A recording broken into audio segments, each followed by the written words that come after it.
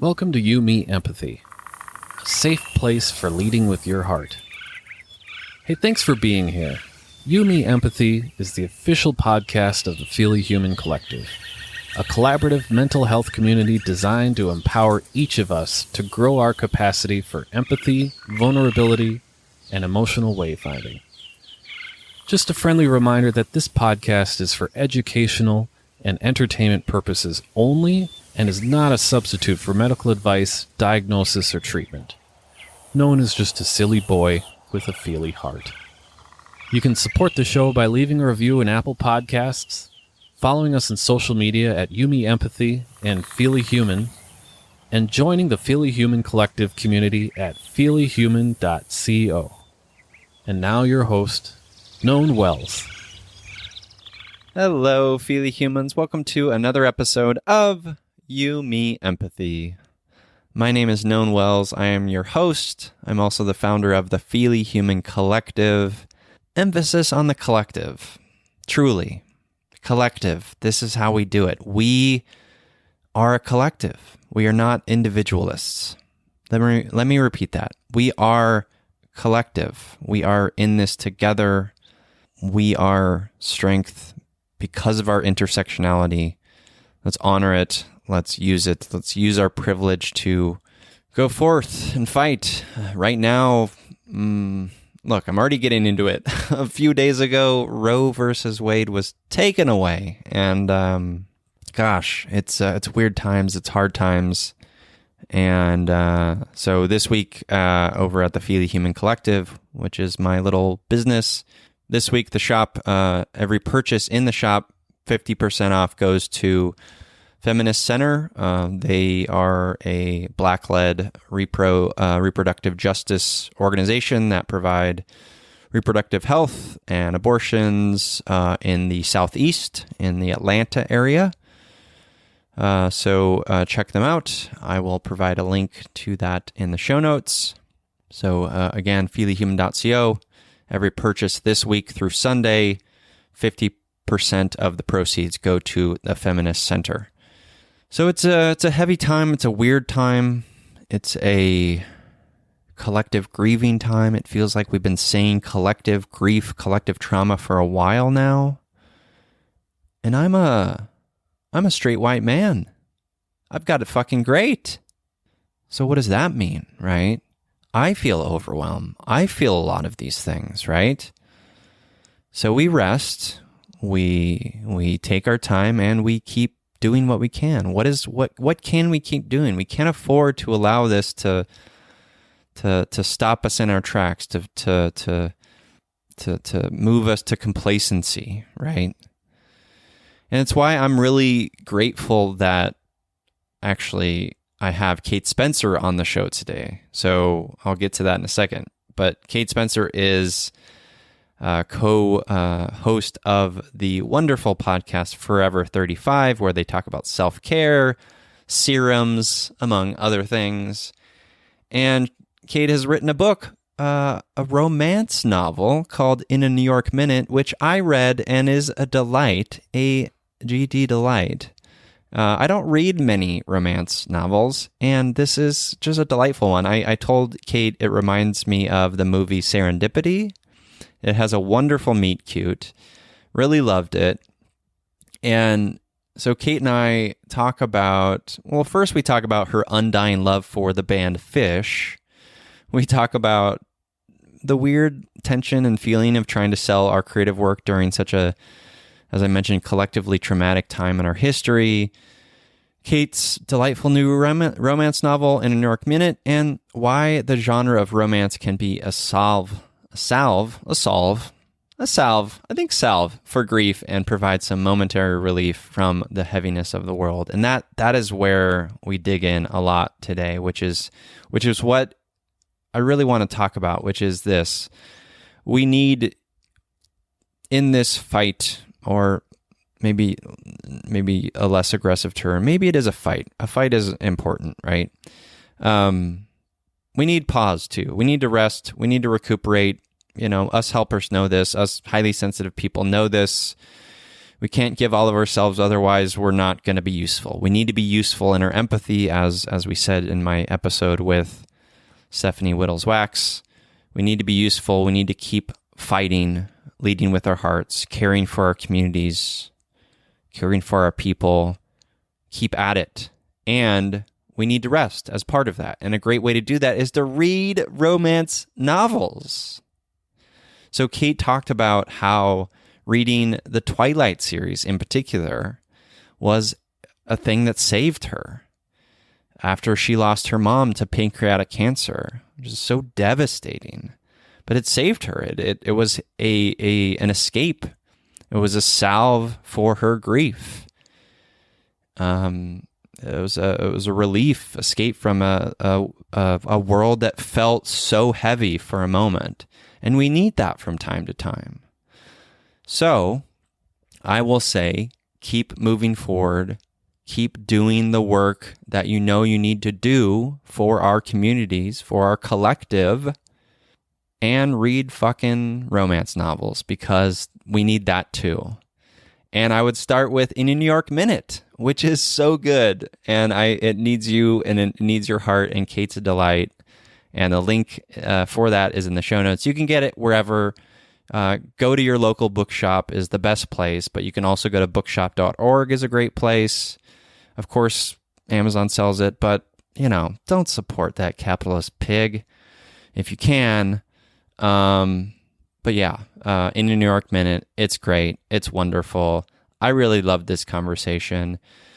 Last thing I'll say, again, feelyhuman.co, the shop this week, 50% of the proceeds go to the Feminist Center. In addition to that, over at patreon.com/feelyhuman, I am doing a new bonus spin-off podcast called Movies That Make Us Feel. And we've done the movie Turning Red. We've done Harriet the Spy. We've also done, we've done two. Upcoming with my friend Katya Litsky, we're doing Dirty Dancing. So look forward to that for July. So if you want to support me there, it's $5 a month. Please do. It really does help. I appreciate it. Go to patreon.com/feelyhuman. What else? What else do I want to say? Storied hats. They're not a sponsor, but they did give me a code. So if you go to Storied, STORIED, hats.com, and check out their sustainably made hats. Great hats. Love them. If you use the code Feely, F-E-E-L-Y, you can get 10% off. StoriedHats.com, use code Feely, get 10% off. If you want to join the next Feely Hikes for July, TBD on the date, but would love to see you. Go to feelyhuman.co, sign up for Feely Hikes.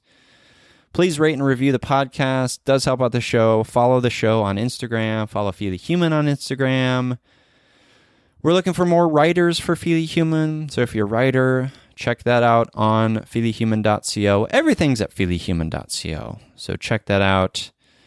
And yeah, that's about it. The last thing I'll say is I'm working on, and if you're interested and you want to ping me about it, I'm considering sort of a shift away from social media, to be honest. I'm only on Instagram, but there's this new platform that I found that could be really useful for all of us and could sort of, be really meaningful and impactful for all of us to get us sort of in front of each other in more meaningful ways. So look out for that potentially down the line. But let's get to this episode. This wonderful episode with the wonderful Kate Spencer on romance books as a salve for grief.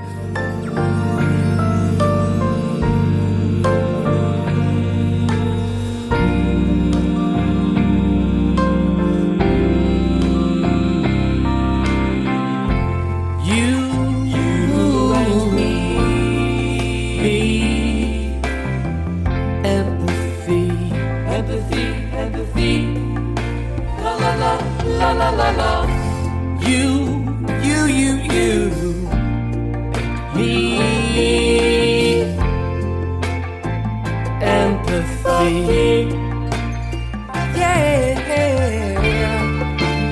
La, la. Welcome to You, Me, Empathy, the official podcast of the Feely Human Collective. On this show, we explore the struggles, the triumphs, the brights and the darks we face as humans trying to get by on this wondrous and overwhelming pale blue dot. The intent of You, Me, Empathy is to talk openly without judgment about our mental health, our neuroses, our shared anxieties and worries, to create a dialogue that is vulnerable and deeply human and empathetic, and to share that dialogue with others to inspire emotional and cognitive collaboration and insight so we can, hand in hand, break down the stigma that make us feel shame and guilt for struggling, for feeling our feelings, for being feely humans. You, Me, Empathy is a safe, friendly space designed to inspire the beauty in each of us. Today, I am oh so ever grateful to be here with co-host of the award-winning podcast Forever 35, author of the Dead Moms Club and In a New York Minute, and the world's #1 fish fan. It's Kate Spencer. Oh, hello, thank Kate. You. Hi. I really appreciate the final title that you gave me. That is, I am seeing Fish tomorrow. They are my favorite band. And so, you know what? Forget professional accomplishments. That is what I want to be known as. The #1 fish fan.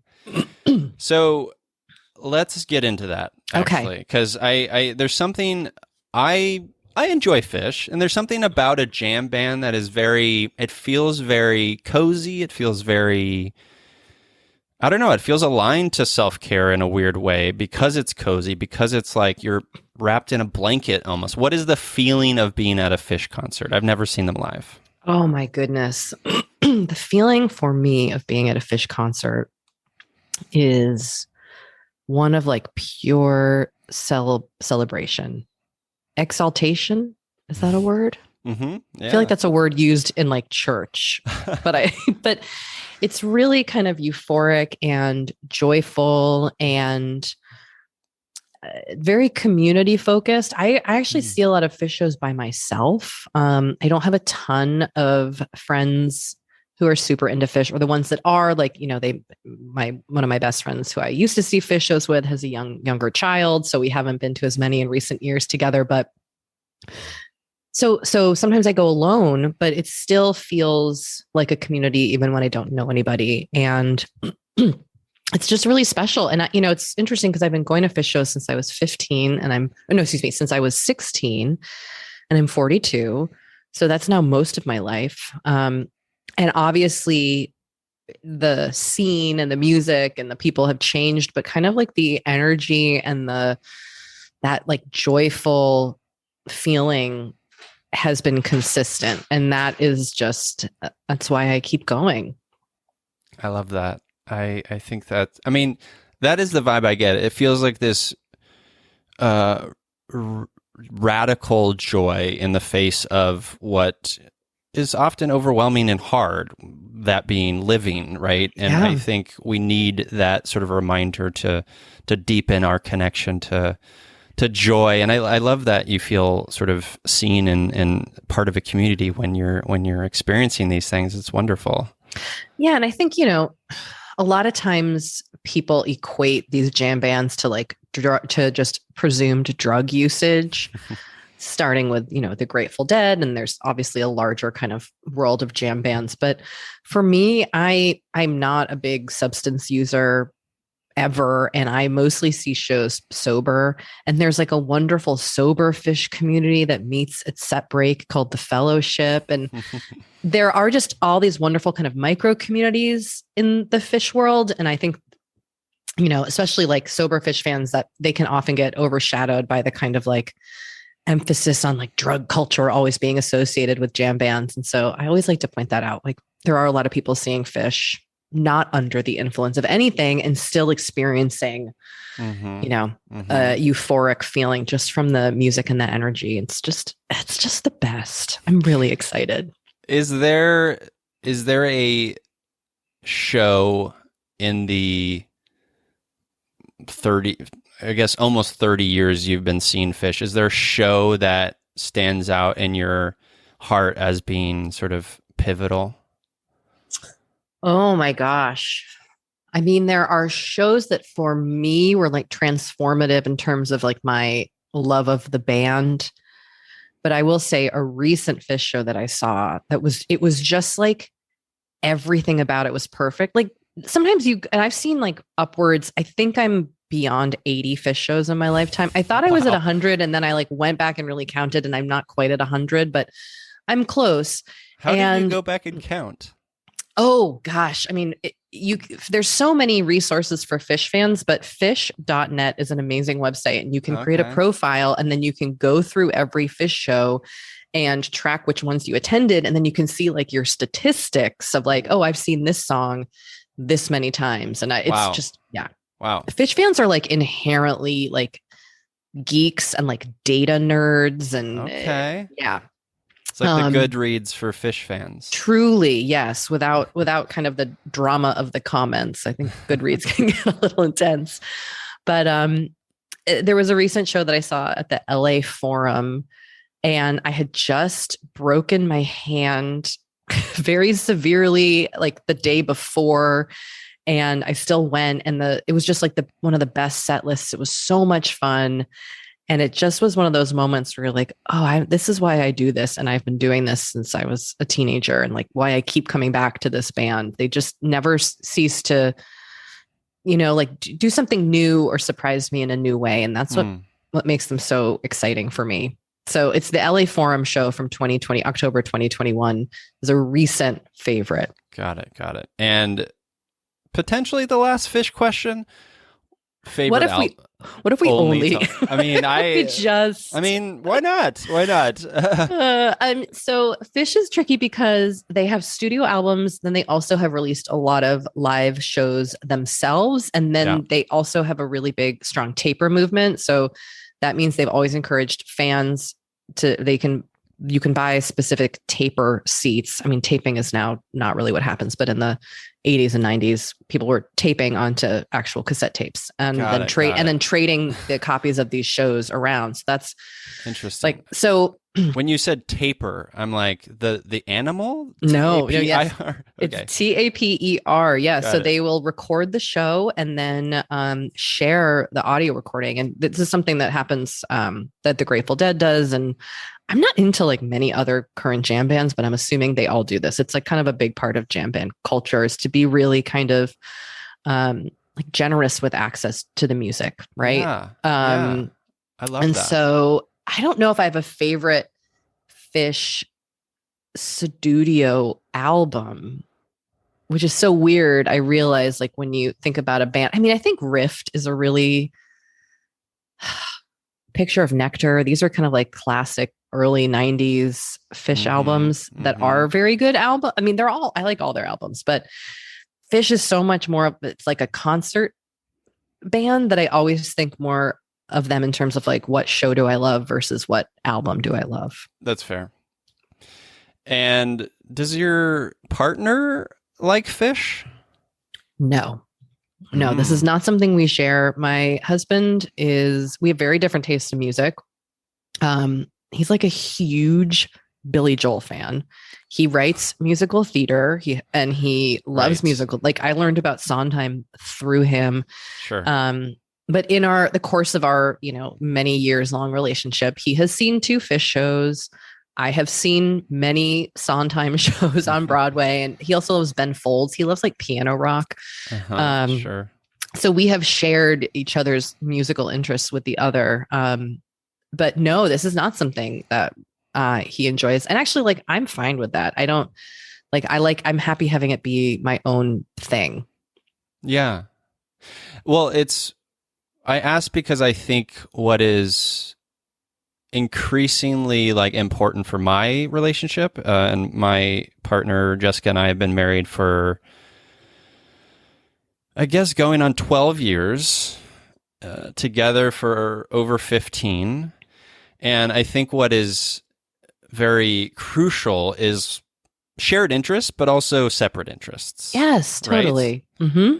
How is are you disparate in other ways with you and your husband? I think the thing that we really share is a sense of humor. And we met performing improv comedy. And so we both have this kind of brain that looks at the world through a comedic lens. And I think that is what really connected us. We're both like very verbal, big conversationalists, love discussing things, love consuming news and information and art. And so I think in a larger sense, that is our shared interest. You know, like we don't necessarily read the same books or always watch the same TV shows. I mean, sometimes we do, we have our shared shows, but I think it's more our ability to really kind of like discuss and analyze and communicate and have fun together that really connects us. We also both enjoy traveling and good food. Important. Yeah, yes. Staples. I mean, we need to eat to live. We need to eat to live, and like it should be satisfying. It should taste. It should. That should also bring joy. It should, absolutely. Hopefully, if it can, you know. Yeah, yeah. So how, like, speaking of sort of the self-care realm of like the joy of seeing a fish show, how has your self-care been in sort of the cycle promo marketing machine, capitalist machine of like marketing your book? And like, how has that been for you? Because I know that I speak with many authors, and that is stressful, and it's maybe especially stressful in the time of COVID. Like, how has that been for you? Yeah. May I swear? No, is that? Oh, fuck yes. Yeah. Okay. All language matters. Thank you. Intent is what matters. Yeah. Go ahead. I think it's a little bit of a mind fuck in a way to be a writer publishing work, because on the one hand, it's like, it's creative. And, you know, I wrote this book not having already sold it. So it was just kind of like me going for it.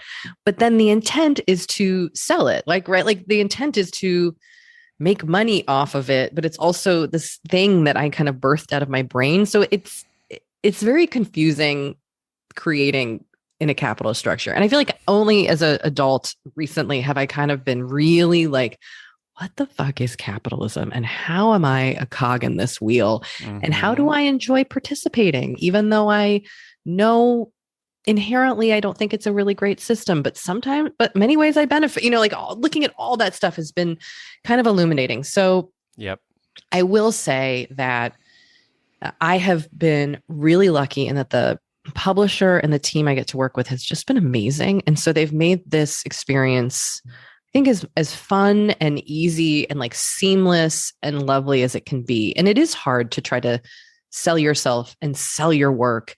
And it can feel especially gross when you're doing so and there is so much grief and sorrow and heaviness existing simultaneously in the world. You know, like here I am trying to like sell my book in a pandemic as war rages and people die. You know, it's just, it can be really unsettling. Yeah. But at the same time, the other thing that I kind of look toward when I have to do, you know, I have to like promote my book is that like, I really wanted to write something that would be fun for people to read. And because I have gotten so much out of the books that I read over the years in terms of like being a salve for my grief or whatever, you know, kind of challenges I was experiencing. And so I've always dreamt of writing a book that would give people that feeling, that like escape and that kind of like feeling of relief from the heaviness of the world. And so I think I did accomplish that with this book. And that brings me a lot of joy through this process. Ultimately, like, you know, I hope it sells because I want to keep being paid to write books, because I do want to like be able to help my kids pay to go to college if they choose, and all that, you know, all the reasons why we do acquire money. But at the core of it, like just knowing that maybe someone read it and it made their day feel a little better keeps me going. That like really makes it all like that clarifies why I'm doing it. I love that. And it did that for me, to be very clear. What I sort of often come back to on this show is like, I too can get overwhelmed by like, I am operating in this system. Like, how can I sort of hold the truth of like wanting to burn it the fuck down, and also understanding that like maybe that's not useful and maybe that's not even in my capacity. And so what are some like ways I can be resistant to it or radical in that, in how I create or in how I show up in spaces and how I listen. And you know, you're creating this book, you wrote this book in a New York Minute, and you're telling me, and I believe it to be true, it was for me, you're creating space for joy, which is resistance to the mess and the overwhelm. And I mean, I've always felt books are empathy, just as movies are, like as Ebert said, right? Movies are empathy machines. So books are the same way. It allows us into characters. It allows us to see ourselves through them. And escape and imagination is a crucial part of empathy. Yes. And care, right? Like we can't be at the front of the march all day, every day like that. We just like, we're human. We can't do that. So we need all of it. We need the sort of joyful escape that allows us in to breathe, and we need to, you know, fucking cancel Elon Musk. Like we need it all, right? Do we ever? Goodness gracious. Yeah. So. Yeah, we do. Yeah, I mean, I think it's, you know, I get that way too, where I'm like, oh my God, I get very kind of catastrophic and like doomsday focused, and then like me too, deeply like angry at myself for not doing everything I can, and then I kind of have to take a step back and be like, I'm doing what I can, and I'm one person, and I can make change, but also like the world is not all on my shoulders, you know. Yes. It can be very, very hard to navigate those feelings of like that need to like, I mean, I think that comes from empathy too. It's like, it's impossible not to see everything happening around us and not want to do as much as we can, but then immediately feel burnt out and like we can't ever do enough. And so figuring out that balance is like such a challenge. I struggle with that all the time. I do too. I always say empathy without boundaries is self-destruction. Yeah. Right. Ooh, yeah. We otherwise, us helper sensitive people are just going to burn ourselves out. We're just going to burn ourselves out to a point where we're not going to be useful. We're not going to be able to do the things that we want to do. You're not going to be able to write, or I'm not going to be able to speak on mental health, or whatever it may be. Like we're not going to be useful in sort of the dismantling or whatever we're working toward, right? Yeah. I mean, you do have to recharge in order to be able to fight the good fight in whatever way that looks like to you, right? Like you have to have moments of pause and taking care of yourself, because you're not helpful to anyone if you aren't able to function. Yes, indeed. So as I was reading in a New York Minute, your soon to be New York Times bestselling book. Is it New York Times bestselling book? It's not, and I don't think it's going to be. Well, I mean, it should be, goddammit. Well, that's very nice of you. You know what? I had to like let that go. I had to like really look at that and be like, is this something I feel like I've been told I need and I want? And am I going to be okay if I don't get it? And is this really my own want? You know, and like, what does it even matter? So no, it's not. But many people have been reading it, and that is my own New York Times bestseller list. Well, in my heart. mean, I think that's such a important curiosity, something to be curious about, because you're right. Like we have expectations of a thing, right? We put that on and we embody it, we think about it, and then we attach that to what success means, right? And then we just often we do that to the point where we eventually just disappoint ourselves, like naturally, right? Yeah. Because it's based on something culturally or something someone says we have to have. I'm a writer, like this is the narrative. I'm supposed to become the New York Times, whatever it may be. Like that's, and really it's a personal journey. And maybe it goes back to what you said before. It like, let's reset and remember that we are impacting one reader at a time.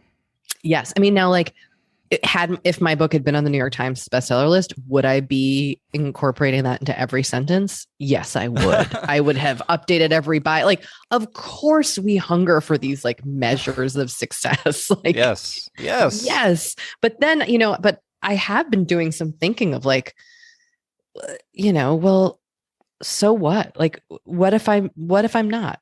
Mm-hmm. Then what? And I think you described that feeling of like, we set these goals for ourselves, which is like, well, if I just accomplish this thing, then I will have done it. And for me, that was like writing a book, and I did it. But then like immediately I'm very quick to be like, oh, no, that's not the thing. Here's the next carrot I'm going to dangle in front of myself in order to like justify my self-worth. And so I have been doing a lot of thinking about all this stuff. It's very human. That thing, right? Yeah. We all do it in whatever respective ways we do it. But yeah. Anyway, sorry, I went on a tangent there. I love what it. we were talking about. Well, I was gonna say that one of the, I don't know, I thought of a movie when I was reading your book, and that movie is Serendipity. Oh, a good one. A good one. It's a great one. It's one of my favorites, and I there's something about that movie and your book that are very New York, right? It's it's very serendipitous, for lack of a better word. And it's the meet cute in your story is very serendipitous, and it's very like funny, and it's very like this can happen to anyone, which feels like that is the perfect setup for a romantic comedy or a romance in general. Is like, oh, that could be me. Right. Which feels good. Right. It feels really good. And so when I say that, I'm wondering for you, like what, as you were creating this story, like what were some of the touchstones in your mind in terms of books you love, movies you love, stories you've cherished as a reader and a viewer? I mean, When Harry Met Sally is probably it's probably my favorite movie. So good. It's so good. And I watch it about once or twice a year. And every time I do, I feel relief that like for the most part, it holds up. You and I are similar age. And what I have found, which is like very troubling every time, is I go back and rewatch these movies that I cherished as a younger person. And then it's like so deeply problematic on like 50 different levels. Overboard is a recent one. Oh, I haven't seen that in so long. Don't. It'll ruin it. It'll ruin it. I mean, what is helpful sort of is that they're married in real life, but it's very rapey. It's not great. I mean, 16 Candles used to be one of my favorite movies, and rewatching that in the last, 15 years or whatever, the racism, the like sexual assault that is just through. I mean, it's horrendous. Yeah. It's like, I'm like, how did I just consume this without questioning any of these things? Mm-hmm. And then again, I mean, I think then this is like the, the way our brains work. It's like, then I'm like, oh my God, like the ways in which that I've been participating in these systems is, like blah, blah, blah, then I get swept up in that spiral. All of this is to say When Harry Met Sally, it's pretty like it's a movie from I think 1989, and it still feels watchable to me, and it's so smartly written, and it's just the performances. It's just like their chemistry is amazing. It just makes me feel so good, and it is that kind of New York City romance that feels very authentic to New York. Doesn't feel like a fictionalized version of the city, and so I have always just loved that movie. And then I'm a romance book reader, and everything from like Pride and Prejudice to like I read fantasy, I read current contemporary romance, I read some historical. And the thing that's really wonderful about romance is that basically the only requirement is that there's going to be like a happily ever after at the end. Like we know that the people in this romance are going to end up together. And for me, existing as a human, like nothing is more comforting than just knowing, even though I go on the journey of the book and every time I'm like, oh, they might not make it.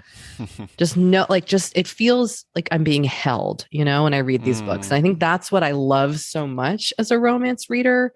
And that is why I enjoy writing it and hopefully giving that to somebody else. But yeah, those, you know, I mean, I can name some authors that I love. Obviously Pride and Prejudice is like a permanent influence in my life. Yep.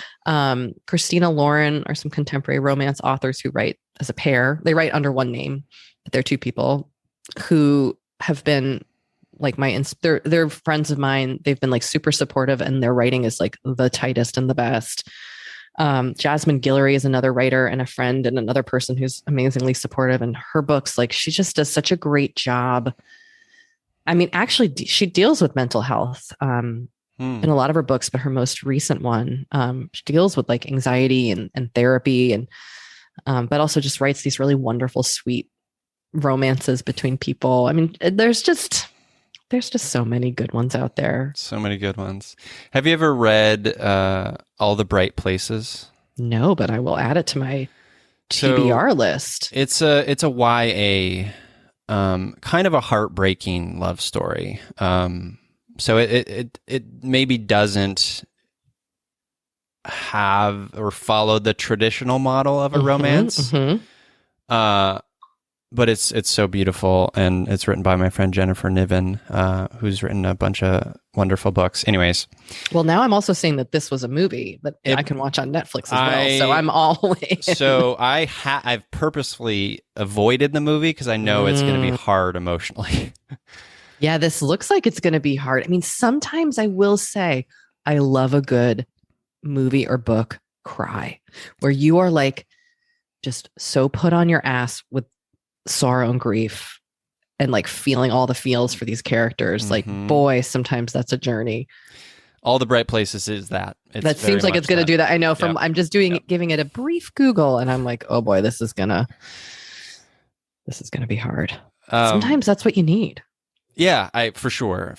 I am like, you know, the listeners know this about me, but like growing up being a reader and spending time in the library and whatnot, like my go-to mainstay books were like the stuff that made you cry, like Where the Red Fern Grows. Oh God. Right? I mean, devastating, but like Bridge to Terabithia. You ever read that one? Yes, Ooh. Bridge to Terabithia. Yeah, all that stuff is brutal. And so, I don't know, there's something for me that was always so deeply emotionally raw and resonant about those stories. But I want to get back to this idea about like romance as a genre being this like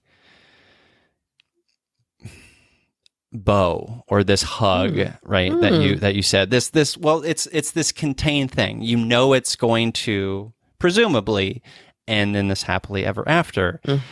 And what is powerful about that is that flies in the face of what life is, right? Yeah. Life is not that. Life is a mystery. Life is overwhelming. Life is like, there's so much we don't know. We don't know what happens when we die. And so there is, in my mind, and I'm wondering what it is for you, in my mind, that feels like I can breathe a little bit and have this space to kind of be in my imagination and think that like, hey, it's going to be okay for a little bit.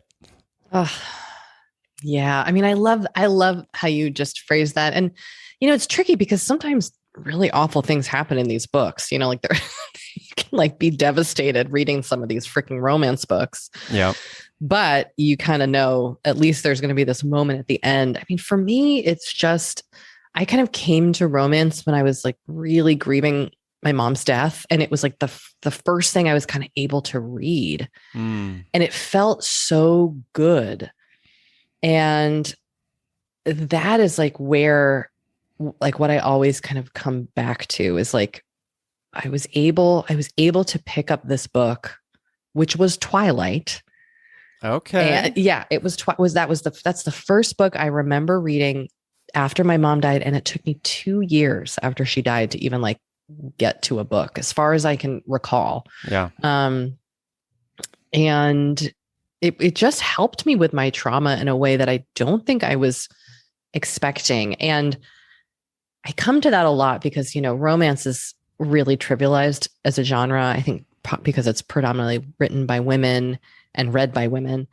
And number one, it's like the best-selling genre of books. So like, that's like, if we're talking about capitalistic value, like it's very high up there, but also like the way in which it was the thing that was able to offer some healing for me is like really powerful. And I come back to that a lot. But also like, I'm not in a deep state of grief right now. And like, it's still all I want to read. Although let me backtrack. No, this pandemic has been grief. And there's a collective grief that we're also, I think, kind of avoiding as a humanity. And it has been helpful getting me through that as well.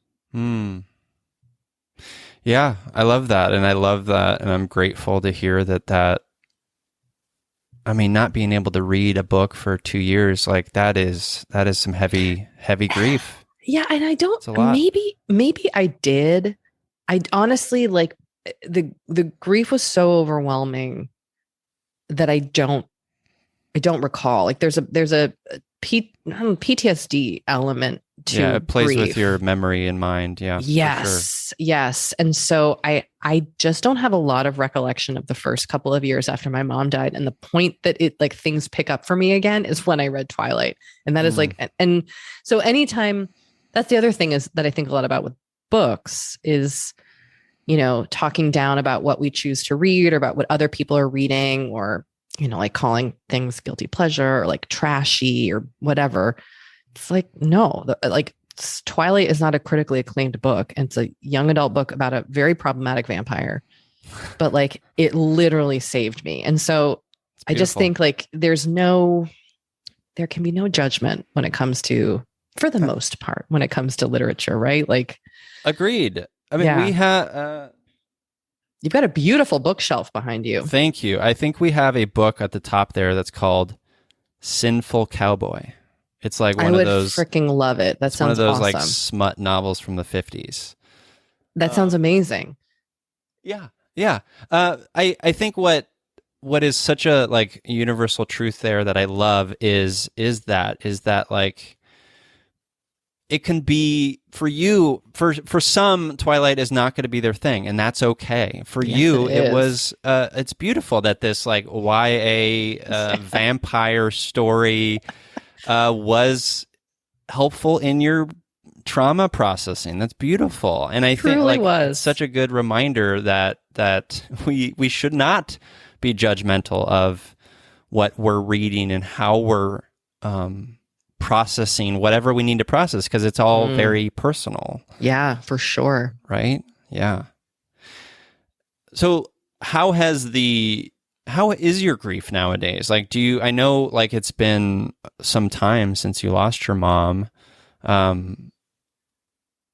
You're a mom now. Like how does it come up for you, in that sort of context as you as a mom, and how has that been for you the last few years? Yeah. I mean, I had my first child in 2010 and my mom died in 2007. So it was about like 2.5 years after she died. And so it's been different throughout the experience of being a parent. And now I'm kind of in like a real place of like mostly kind of acceptance and, being able to share my mom with my daughters and I talk about her all the time, and,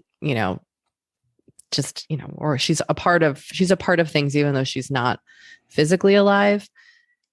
But then there's always moments of like a lot of anger. I think anger has always been the emotion I've come back to. My mom was 57 when she died. She had a pancreatic cancer, and it was like super fast. She like got diagnosed. She was in great health, living her life. And then it was like, boom, the next day she had terminal cancer. And then 9 months later, she was dead. And so that kind of was a whiplash experience. Yeah. And I was 27 when she died. And so there are days where I'm like, I get so mad and I'm like, I can't fucking believe like my mom will never get to meet my kids. It's shitty. Never even, it just makes me like at like the core, just like enraged. And then I'm like enraged that my kids will never know her. And then I do all this thinking of like, God, what would she be like? And what would it be like if she was here? And, there's also kind of like, I also tend to not ever think about like, what fights would we be having? It's all just like, how great would this be? But Naturally. but I was really close with my mom, and my mom was a really great person. We did not have she was a very emotionally healthy person and an excellent parent, parental relationships can really vary. And so I feel very lucky that we had a really good one, and which I'm grateful that I had that for the time that I did. But then I also am like, it would be so awesome. Yeah. I wanted to like go on trips with my mom as an adult and all sorts of things. Like I could go into a extended list of all the things that I'm angry about that she's not here to do with me or see or experience, or even like she never got to have an iPhone. Like I think about dumb things like like you never. But then she also like missed the last like 5 years of like American hell politics. It would have, she was very progressive, and this would have really been rough for her. So hard. Yeah. Anyway, but these are the things I think about. I'm like, God, I can't believe you've missed all this. It is hard. And, I'm sorry. and it's okay. It's also okay. And I do feel like, I wouldn't be who I am now if my mom hadn't died. And so like, that's also a real doozy to really dwell upon. Yeah. Like, I don't think I would, I might not even have my kids. I wouldn't have this career that I have. I wouldn't it's just, I gained a lot of, I think, empathy and compassion for others after losing my mom. And like, I wouldn't have that, so like, I don't know. It's such a mind fuck to think about how these things change you and change the trajectory of who you are. Yeah, it's both, and it's fucking terrible and tragic that your mother died. Totally. And it's given you, this experience, and you given this perspective, and it's all of it. Yeah. Yeah, like in many ways, I am grateful for the experience of grief because I feel such a deeper connection to other people. And I had and have had a life that is like filled with a lot of privilege, and not just like financial security, let's say, but like the privilege of not having gone through losing people. And so it, that loss of my mom has taught me a lot. It's really shaped me. That being said, like, I would rather have her like be here, but we can't rewrite it. So yeah. Ooh, I don't know if I answered it, but I just, there's no answer, Kate. There's no answer. Thank you. You're right. And grief changes. Yes. And it never goes away. But I do feel comfort in the fact that I am now like 15 years out of losing my mom, and it does lighten, like it does lessen, and it does shape you differently. And because in those first couple of years, it was a real deluge of just, I felt like I lived in a cloud. Like my head, I never was fully there. Yep. Understandable. So here's a fun exercise that I just thought of. Okay. What would your mother say about In a New York Minute? Oh, I think she would be so proud. I think she would really enjoy it. I think she would have liked it. I think she would have loved it. And I think she'd be really happy that I figured out what I love to do and have been able to do it. Because she died at a time where I was like very kind of chaotic in terms of like, what the fuck am I doing with my life? Like, she never got to see me figure it out. And I think she was worried about me. She wrote like a bunch of people letters that we got after she died. And I could see in hers, like, I think she was worried about me not knowing what I wanted to do and making myself feel bad about that. And she was basically like, I think I forget it. I have it somewhere and I read it periodically and cry. But her words are basically like, don't make yourself feel bad that you care so much about people, because I'm such a highly sensitive person. Mm-hmm. And she was like, don't ever change that, because that would not be you. And that's has stuck with me. Mm. So yeah, I think she would be fucking into it. She'd be super stoked and enjoy it. She was a mystery reader. She was a really big mystery reader. All So right. that I think she would definitely be very proud. Oh, it's beautiful. Yeah, I feel comfortable knowing that. Like I feel at ease with all that stuff. Mm-hmm. I love that. I saw, I think on Instagram you posted something about, or it was a picture of you and your mom. You were on a horse, and a recent picture of you on a horse. And are you a horse girl? So yes. just context real quick. So I married into horse girl world. Jessica wanted to be a pony forever, like just literally she wanted to be a pony. Oh, I understand. And she, I think her parents moved from like Maryland to the city of Orange in 84. Jessica would have been 3. And it was a equine community. And so she grew up around horses and like helped neighbors brush their hair, and like eventually was in 4-H. She was one of those 4-H babes. And then eventually like got a horse. And then so we married in 2010. We came into it. She had a horse. So it's like, oh, we have horses now. So we have horses. Kate Spencer. I'm so jealous. I'm driving down there. You're welcome to visit ASAP. the horses anytime. They are Percheron like half drafts. So they're bigger than they're beautiful. Yeah. Anyways, tell me about your connection with horses and why you love horses. First of all, I can't wait to befriend your spouse and just weasel my way into She would love horse stuff. I was a horse girl and my mom was a horse girl. So then I tried to turn my daughters into horse girls and both of them were like, nope, not our thing. So, to each their own, but I started riding, I think when I was like 7 or 8.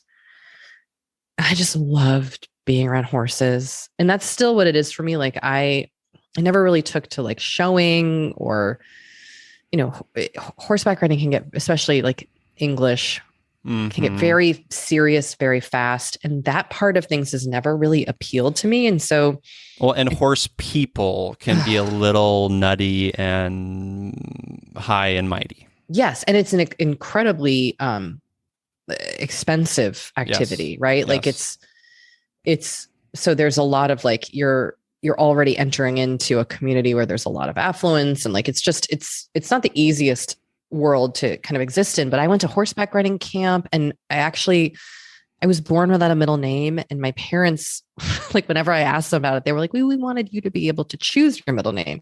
Okay. So when I was 7, I chose Horse, and I would sign my name Kate Horse Spencer. And I have and I also would sign my name with a little horse head. And then my parents were like, no, it's not going to be Horse. You have to have Elizabeth. But you said grandmother's name. Yeah. Like what? Come on, guys. Yeah.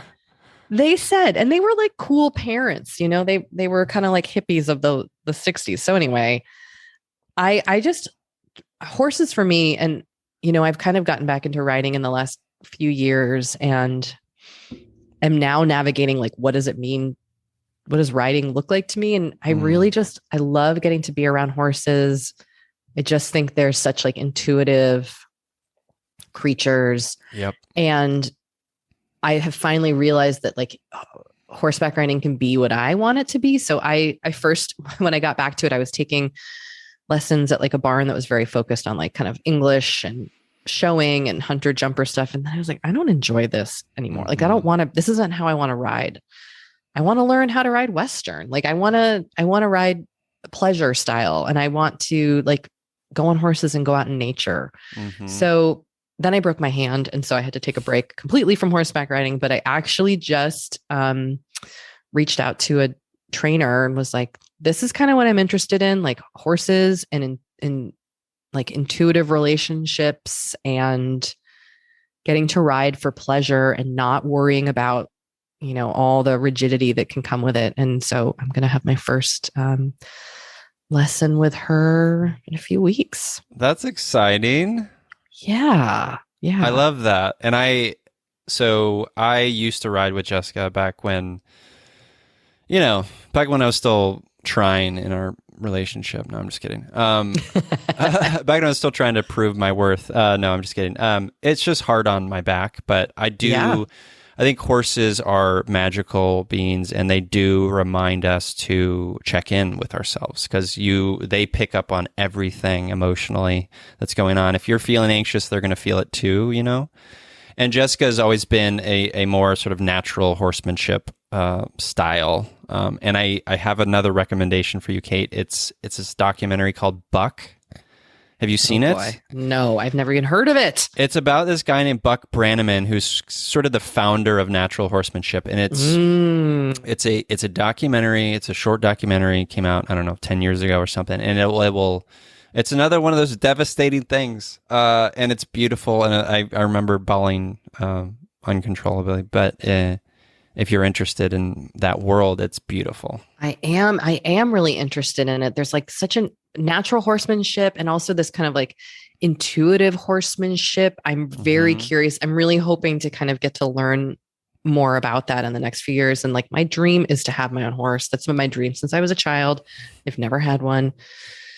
Someday, I just want a horse. You will get it. And I believe too. And I think what is crucial about the intuitive piece or the natural horsemanship is it's a partnership. It's a relationship. It's less about like, and we sort of train our dogs kind of in this same way. It's like, we're a pack together. Mm-hmm. We're in this together. I'm not sort of like, I am a human. I'm putting my dominance on you because I am the number one or whatever. It's not that. It's more about like, we're in this together. Let's let's create and folks can like do the most beautiful things with horses through that lens, dancing, all of it. Right.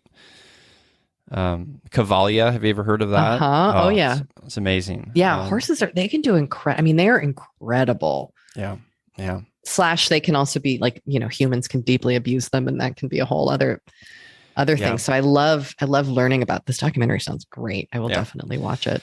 Well, open invitation truly to visit the horses anytime. You're not that far from me down in not that far. We're in this weird little rural pocket where, our house was built in the 30s. We have these 100-year-old oak trees. We're on a dirt road and septic and stuff. And then right up the hill, it's the OC, It's wild. California is so interesting. Like for those of us who aren't from here, I didn't realize there was such kind of like a rural aspect to it. Like albeit like be at the Central Valley or even like here in Los Angeles where like you can just like ride a horse in the park. I had no idea. I just assumed it was like all very urban or suburban. And so I think it's a really special part about California. I agree. Yeah, I agree. So let's talk about empathy heroes. This is kind of how we wrap up the show. My guest, which is you, Kate Spencer, and I mentioned someone in our lives who is empathetic, compassionate, feely, someone who just brings out the empathy in the world and us. I will go first to give you a moment to reflect. So I think I mentioned this one before, but I have to mention it again. I watched a movie recently, twice, in fact, in the theaters called Everything Everywhere All at Once. Okay. I haven't seen it yet, but I know I need to see it in a theater. You need to see it in the theater. I've heard that. Okay. So upon my first viewing, we had to wait 10 minutes to leave the theater because I was crying. So like just full face, ugly, heaving cries. And Jessica was like, I don't know him. Like it was like one of those. She was joking, but like it's just like, it's so emotionally resonant on so many different levels, from like the child of immigrant perspective, from like a mental health perspective, from a feeling overwhelmed by all of the stuff in the world perspective. It is so good and bonkers silly and bonkers beautiful. And it just like, I think it's truly an empathetic work of art. And so, and something for you listeners, if you haven't seen it, like, you will connect to, you will feel your whole humanity in, you will feel seen, you will feel like you're being hugged, as Kate said earlier about romance books. It's truly something special, and it's an independent movie, so go see it in the theaters if you can. It's great. It's everything, everywhere, all at once. I'm dying to see that. Yeah. I really need to go. I'm going to try to go next week, actually, while I'm out of town and without children. Yes. So I'm going to bring someone to the conversation who I don't know. I don't know personally. Okay. They're a magician. So my husband and I are obsessed with this magician. His name is Helder, and I'm going to try my best to pronounce his last name. I believe he's Portuguese. It's Guimarães. You can find him at thisishelder, HELDER.com. Okay. So we have seen 3 of his magic shows, and his shows are like, they're part storytelling, part magic, just part kind of like wonder. And I find that the kind of storytelling he brings to the show, like, for example, I just saw his most recent show called Back to Wonder. It's here in Los Angeles. And it's this incredible kind of, it's a magic show, but it's immersive. And what he's exploring is this idea of like being present, of finding value of the moments in life that mean the most to us, about why things are meaningful to us as individuals. I mean, it's so poignant that at the end of this magic show, I was like in tears. But not to mention, he's like an incredible magician. So he's like doing, like taking you through on this journey. And it actually starts like, you meet somewhere that they tell you the location the day of, then you get on a bus where the windows are completely covered and they drive you to a secret location. And, you have to turn your phones off. So they're having you try to be truly present and experience what that feels like. And also it explores this idea of like secrets and who we are. I mean, this guy is amazing and makes you truly feel things as you also listen to him speak and tell stories through magic. I could go on and on. I'm obsessed with, and if you ever get the opportunity to see him do any of his shows, like, do not hesitate. He's absolutely fantastic as a storyteller and a magician. He sounds amazing. What's amazing. The URL again? The URL is thisishelder.com. And he's funny. Like, it's so joyful and human and like, and it's moving. Okay. He's just the best. Like, cannot recommend this guy enough. So did you see In and of Itself? Yes. Yep. It's that kind of family of magic. Yeah. I love that. I was very moved by that. I only saw it. I didn't see it live. I only saw the Hulu version of it, but my husband saw it live. Did he? I saw the Hulu version and I thought it was moving, but he saw it live. I'm very jealous. Yeah. But this is another thing we share. We like magic. I love magic. Magic is wonderful. Yeah. No, I gotta check out this Helder guy. Check him out. Amazing. So Kate. Yes. You have in a New York Minute, you're on your way to romance stardom. Definitely. What do you want to tell the listeners about the book? How do you love describing it? And then where can they connect with you and where can they order it and all that loveliness? Sure. So In a New York Minute, I believe it's a true romantic comedy. And I've been really pleasantly surprised to hear from people who are like, I never read romance, or I just bought your book because, to support you. And then I read it and I loved it. Like, what is this genre? But it is a, it's a story that starts with 2 people who meet in an incredibly awkward way that goes viral for all the wrong reasons. And then they have to navigate this relationship that, starts in a very public manner, in which they feel like they have nothing in common, but kind of begin to discover that they're way more similar than they think. And it all takes place with the backdrop of New York City and with these kind of great groups of chosen family, amazing friendships, which was really a pleasure for me to explore as a person who really values my own friendships in my life and the roles that they have played. And above all, it's funny and sweet, and it will hopefully make you feel very, very good at the end of it. And you can buy it anywhere books are sold, anywhere you get audiobooks like Libro FM, any independent bookseller. If it's not at the bookstore, they can order it for you. You can also get it at your local library or on any digital library app. I mean, it's truly anywhere. And you can also find me online. I'm at katespencerwrites.com or on Instagram at Kate Spencer. And I co-host a podcast called Forever 35, which you can listen to 3 times a week. It's all about self-care. It's empathy adjacent, I think, in many ways. Well, you've listened, so you know. Yeah. It's wonderful. It's great. Highly recommend Forever 35 and highly recommend in a New York Minute, listeners. I listened to the audiobook.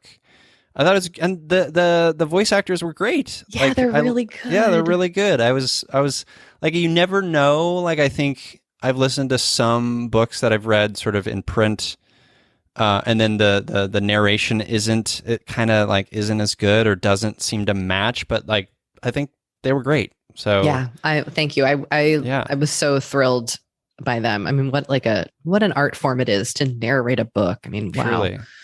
Yeah, that's great. And listeners, I'll make sure to include all the links to those places in the show notes. I love bookshop.org. If you don't have a local independent shop, like, they support local independent bookstores near you or adjacent to you.